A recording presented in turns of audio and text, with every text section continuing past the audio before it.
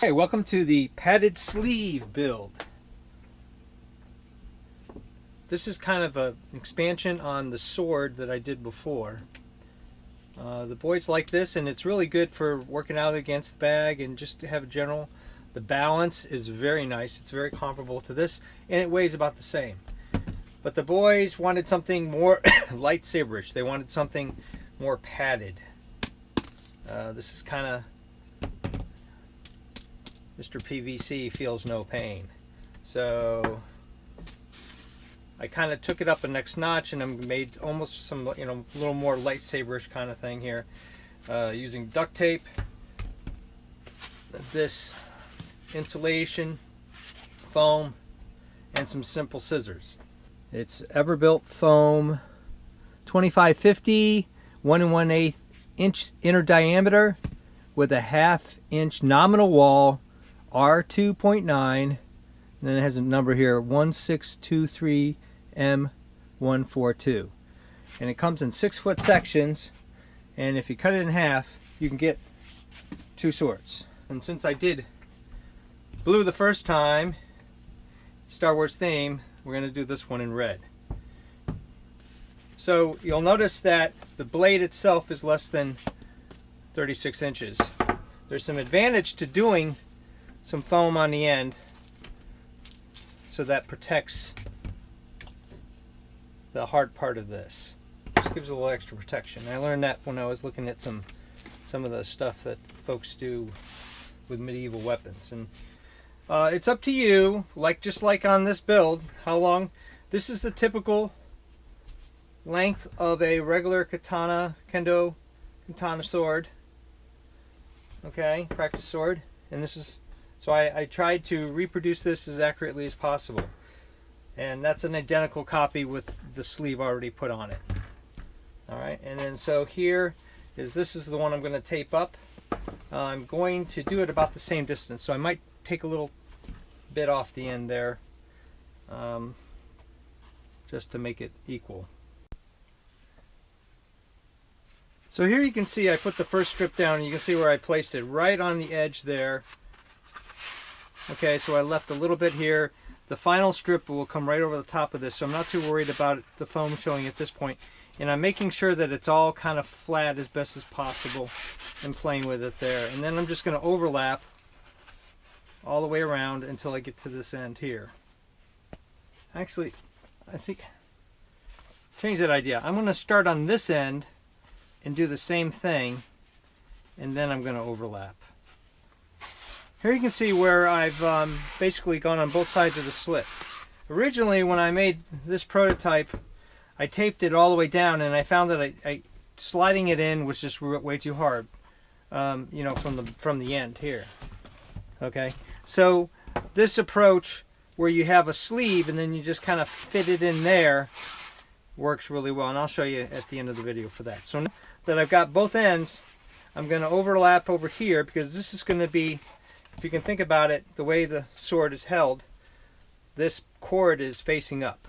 So a brunt of all the strikes are typically going to be right here on this opposite side, which in this case is going to be here. So I'm going to make sure I got plenty of duct tape there. And as you can see, I kind of had to lift it up a little bit, but once I got it in place, I pushed it down and squeezed it down really well, and I'm pretty happy with it. So I ran another piece here across this way, and you can see those little tabs. I'm gonna run one more around here for all the long things. This is a total of 6 before you put in this final piece here, and as you can see, it's pretty good. That's pretty durable, looks good in contrast to the blue. You could make it any color you wanted. You could make it green. I guess you could make it silver or black or whatever. Here I kind of, when I was kind of ripped it a little bit. So I'm gonna, just to protect this little thing here, I'm just gonna bring this in here like this. It's gonna be covered up with the final tape, and then just run it over the edge like that. And that will protect that one piece. Now, start on the end. Like I said, the whole idea is to put the red, in my case red, it would be yellow if it was another and just kind of feed it in there. Trust me, it will go, as you will see. Alright, yeah, once you get it in there, it's like a cozy little situation. Comes all the way down flush to the end.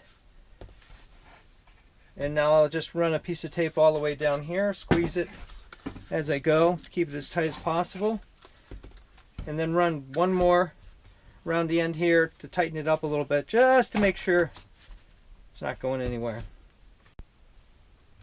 Here's the tip that seemed to work for me. I was having problems with the long piece, and I actually messed up the duct tape, so I went with the shorter piece to start it out, and I'm just pushing it down like this, keeping it tight.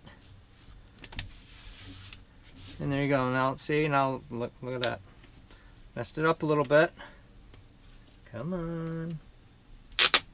Just take it up, and you can pull that with any kind of patience. Pull that right out. And if I want to go to the original sword, I just peel this right off, and I have the sleeve ready to go for the next time that I want to go with the padding.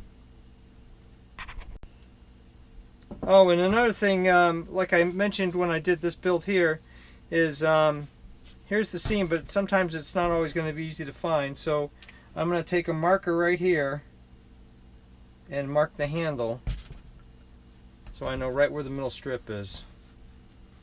That one I can see, but I'm going to still do this. And if you don't like that blue in there, just take a piece of athletic tape and put it right over the top of that, and you won't even see it. So there you go, completed sword. The original sword cost a couple bucks.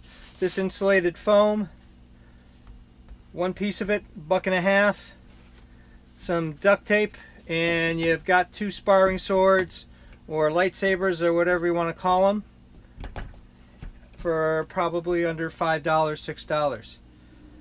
Stay tuned for the next step, which is lightsaber and blade, coming up soon.